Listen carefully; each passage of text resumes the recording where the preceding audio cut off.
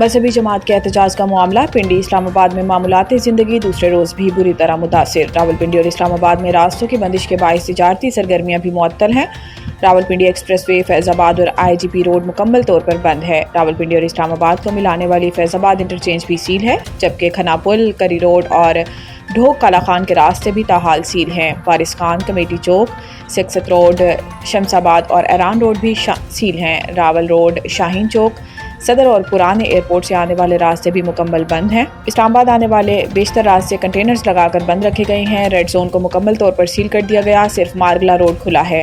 راولپنڈی انتظامیہ نے شہر میں ہیوی ٹریفک کے داخلے پر مکمل پابندی عائد کر رکھی ہے، جبکہ ایئرپورٹ جانے والے راستوں کو بھی کنٹینرز لگا کر سیل کر دیا گیا، جس کے باعث پروازوں میں تاخیر ہو رہی ہے۔ جڑواں شہروں میں انٹرنیٹ سروس دوسرے روز بھی معطل ہے، جبکہ راستوں کی بندش کے باعث تعلیمی ادارے بھی بند ہیں۔ ممکنہ احتجاج کے پیش نظر جڑواں شہروں میں میٹرو بس سروس دوسرے روز بھی معطل اور فیض آباد کے مقام پر پولیس کی بھاری نفری تعینات ہے۔ فیض آباد میں تمام ہوٹلز کو بھی سیل کر دیا گیا ہے۔ خیبر پختونخوا میں ریاست مخالف قیادت نہیں لائی جا سکتی۔ D G I S P R Peshawar میں میڈیا بریفنگ کے دوران لیفٹیننٹ جنرل احمد شریف چودھری سے سوال ہوا تھا کہ ایک بیانیہ بنایا جا رہا ہے کہ کے پی میں اسٹیبلشمنٹ مخالف بیانیے کے ساتھ نئی قیادت آنے والی ہے اور اس کا سب سے بڑا ٹارگٹ یہی ہے کہ فوج کو یہاں سے واپس بھیجنا ہے۔ سوال کے جواب میں D G I S P R نے جواب دیا کہ اسٹیبلشمنٹ ریاست کا ایک ادارہ ہے، آپ کیا کہنا چاہ رہے ہیں کہ کیا ایسی قیادت لائی جا رہی ہے جو ریاست کے خلاف ہے؟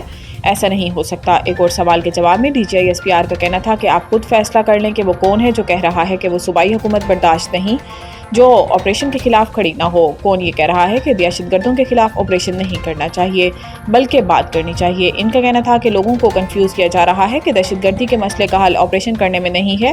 یہ کہتے ہیں کہ بچوں کے سر کاٹ کر فٹ بال کھیلنے والوں سے بات چیت کریں۔ ریاست اور عوام کو ایسے شخص کے فیصلے اور خواہش پر نہیں چھوڑ سکتے جو کے پی میں دہشت گردی واپس لانے کا اکیلا ذمہ دار ہو۔ خارجیوں اور ان کے سہولت کاروں سے آہنی ہاتھوں سے نمٹا جائے گا۔ امریکی صدر ٹرمپ کا چینی درآمدات پر اضافی 100% ٹیرف عائد کرنے کا اعلان۔ امریکی صدر ڈونلڈ ٹرمپ نے اپنے social media platform Truth Social پر چین پر 100% نیا ٹیرف عائد کرنے کا اعلان کیا۔ ٹرمپ نے کہا کہ امریکہ نومبر سے چینی درآمدات پر اضافی 100% ٹیرف عائد کرے گا۔ امریکی مصنوعات کے تحفظ کے لیے سخت تجارتی اقدامات کیے جائیں گے۔ چینی مصنوعات پر پہلے ہی امریکہ کی جانب سے 30% ٹیرف عائد ہے۔ اب نئی درآمدی ٹیکس کے اعلان کے بعد عالمی اسٹاک مارکیٹ گر گئی ہے۔ ٹرمپ نے اس اعلان سے چند گھنٹے قبل ٹروتھ سوشل پر ایک طویل پوسٹ میں کہا تھا کہ چین نے دنیا بھر کے ممالک کو نایاب معدنیات کی برآمدی پابندیوں سے متعلق خط بھیجے ہیں۔ یہ نایاب معدنیات اسمارٹ فونز، برقی گاڑیوں، فوجی آلات اور قابل تجدید توانائی کی ٹیکنالوجی میں استعمال ہوتی ہیں اور ان کی پیداوار اور پروسیسنگ میں چین عالمی سطح پر سب سے آگے ہے۔ ٹرمپ نے کہا تھا کہ چین کو دنیا کو یرغمال بنانے کی اجازت نہیں دی جا سکتی۔ انہوں نے چین کے رویے کو انتہائی دشمنانہ قرار دیا۔ پی ٹی آئی نے دہشت گردوں کی آبادکاری کا الزام مسترد کر دیا۔ پی ٹی آئی ترجمان کی جانب سے جاری بیان میں کہا گیا ہے کہ عوام اور قبائلی رہنماؤں نے 2021 میں دہشت گردوں کی واپسی کا منصوبہ رد کیا تھا۔ اس منصوبے پر عمران خان کے دور حکومت میں عمل نہیں ہوا۔ ترجمان پی ٹی آئی کے مطابق دہشت گردی کی ذمہ داری پی ٹی آئی پر ڈالنا حقائق کے برعکس ہے۔ یاد رہے کہ گزشتہ روز ایکس پر پیغام جاری کرتے ہوئے خواجہ آصف نے کہا تھا کہ ہزاروں طالبان کو عمران خان نے پاکستان لا کے بسایا۔ آج بھی پی ٹی آئی دہشت گردوں سے مذاکرات کی بات کر رہی ہے۔ سالوں سے ہماری فوج اور عوام کا خون بہایا جا رہا ہے۔ افغان حکومت کے ساتھ سالوں پر محیط مذاکرات اور وفود کے کابل آنے جانے کے باوجود پاکستان میں خون ریزی بند نہیں ہوئی۔ اس کے علاوہ قومی اسمبلی میں اظہار خیال کرتے ہوئے وزیر دفاع خواجہ آصف کا کہنا تھا کہ دہشت گردوں کے لیے کوئی نرم گوشہ اور رعایت قابل برداشت نہیں۔ دہشت گردوں کو پناہ دینے والوں کو ابھی حساب دینا ہوگا۔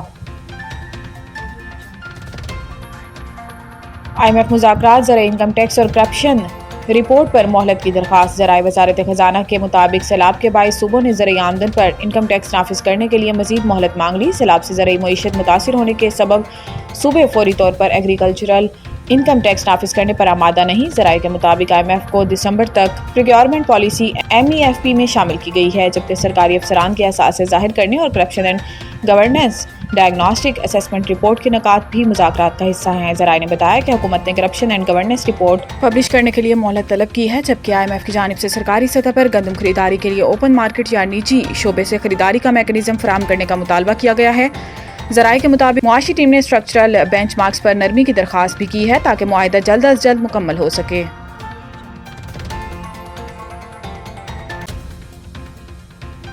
پاکستانی کوپیما اسد علی کا تاریخی کارنامہ، ساتوں براعظموں کی بلند ترین چوٹیاں سر کر لی۔ پاکستانی کوپیما اسد علی میمن نے ساتوں براعظموں کی بلند ترین چوٹیاں سر کرنے کا سفر مکمل کر کے تاریخی کارنامہ سر انجام دے دیا۔ اسد علی میمن نے 7 سمٹ کا سفر انڈونیشیا میں اوشیانا کی بلند ترین چوٹی پونچک جایا کو سر کر کے مکمل کیا۔ اسد علی میمن نے 2019 میں یورپ کی ماؤنٹ ایلبرٹس، 2020 میں جنوبی امریکہ کی ایکون کا گوا کو سر کیا تھا۔ 2021 میں اسد میمن نے افریقہ کی کیلمنجرو اور 2022 میں شمالی امریکہ کی ماؤنٹ دیناری کو سر کیا تھا۔ اس کے علاوہ 2023 میں علی میمن نے ایشیا اور دنیا کی بلند ترین چوٹی ماؤنٹ ایوریسٹ کو سر کیا۔ اس سال کے آغاز میں انہوں نے انٹارکٹیکا کی ماؤنٹ وینسن کو بھی سر کیا تھا۔